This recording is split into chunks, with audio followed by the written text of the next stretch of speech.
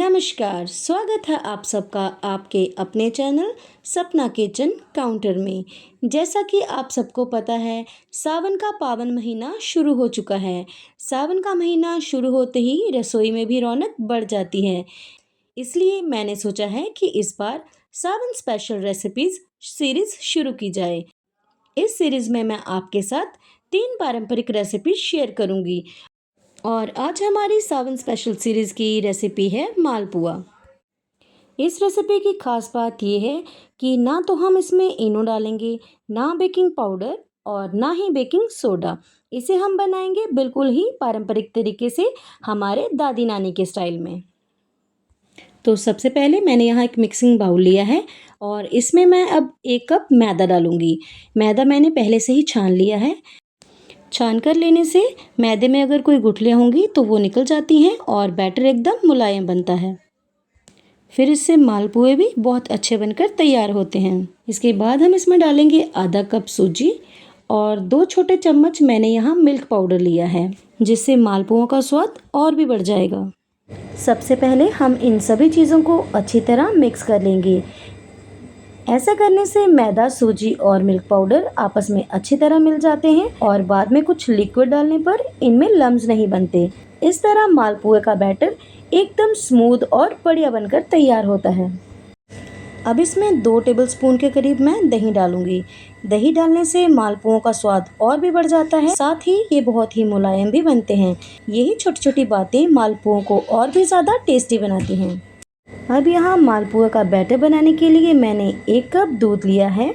इसे मैं डाल दूँगी और इसे हम अच्छे से मिक्स कर लेंगे ताकि बैटर में कोई भी गुठली ना रह जाए। आप चाहें तो आप बैटर सिर्फ दूध या सिर्फ पानी से भी मिक्स कर सकते हैं, बट मैंने यहाँ पे 1 कप दूध और आधा कप पानी यूज़ किया था। अब हम पानी भी मिला लेंगे और एक स्मूथ सा बैटर तैयार कर लेंगे।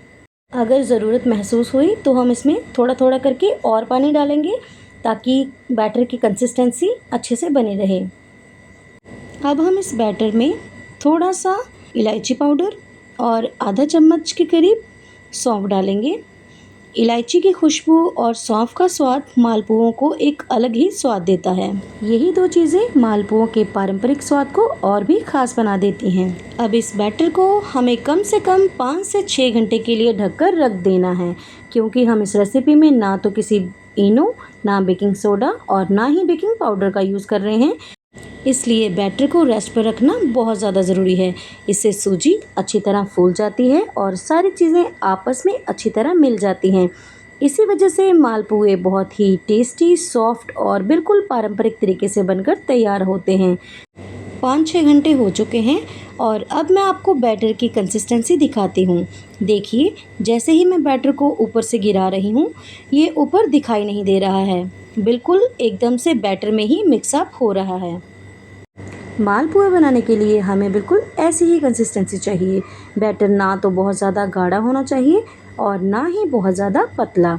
अगर बैटर बहुत गाढ़ा होगा तो मालपुए अच्छे नहीं बनेंगे, अगर बहुत पतला होगा तो उनका आकार ठीक से नहीं आएगा।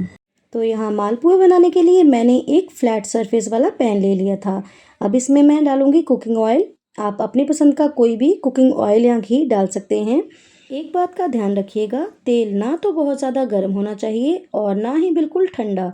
अगर तेल बहुत गर्म होगा तो मालपुए ऊपर से जल्दी पक जाएंगे और अंदर से कच्चे रह जाएंगे। तेल का टेम्परेचर चेक करने के लिए आप थोड़ा सा बैटर डालिए, 1-2 बूंद। अगर बैटर धीरे धीरे ऊपर आ जाए तो समझ जाइए कि तेल बिल्कुल सही है। देखिए, मैंने मालपुआ तेल में डाल दिया है। ये धीरे धीरे ऊपर आ गया है और बहुत अच्छी तरह फूल भी रहा है। इसका मतलब कि तेल का तापमान बिल्कुल सही है। अब धीरे धीरे हम इसके ऊपर भी तेल डालेंगे। ऐसा करने से मालपुआ अच्छी तरह अंदर से भी पक जाता है। ध्यान रखिएगा कि हमें मालपुए को लो टू मीडियम फ्लेम पर पलटते पलटते हुए दोनों साइड से अच्छी तरह पकाना है। ऐसा करने से मालपुए का स्वाद और भी अच्छा आता है। आप देख सकते हैं, हमारा मालपुआ बहुत ही सुंदर गोल्डन कलर का हो गया है। अब हम इसे स्ट्रेनर से निकाल लेंगे ताकि इसका जो एक्स्ट्रा ऑयल है वो निकल जाए। ये देखिए, हमारा मालपुआ कितना अच्छा फूला फूला लग रहा है। इसी तरीके से हम एक एक करके सारे मालपुए तैयार कर लेंगे। ध्यान रखिएगा आप एक साथ इतने ही मालपुए डालिएगा जितने आप इजीली हैंडल कर सकें।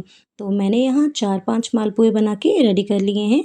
तो चलिए अब हम इन्हें स्ट्रेनर से निकाल लेते हैं। अब मैं सारे मालपुए सर्विंग प्लेट में निकाल लूँगी और फिर आपको दिखाऊंगी कि हमारे मालपुए कितने सॉफ्ट, फूले हुए और टेस्टी बनकर तैयार हुए हैं। देखिए बिना इनो, बेकिंग सोडा और बिना बेकिंग पाउडर के भी मालपुए कितने शानदार बनकर तैयार हुए हैं।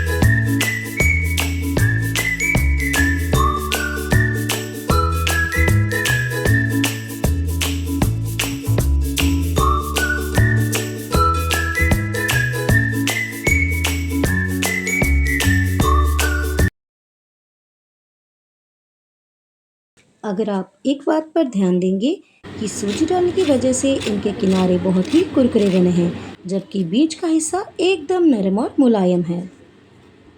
यही वजह है कि मालपुए में सूजी डाली जाती है। बाहर से हल्की सी कुरकुरी परत और अंदर से नरम बनावट, यही तो असली पारंपरिक मालपुए की पहचान है। सावन के इस पावन महीने में आप भी घर पर इस पारंपरिक मिठाई को ज़रूर बनाइएगा और मुझे कमेंट्स में बताइएगा कि आपको ये रेसिपी कैसी लगी। Thank you.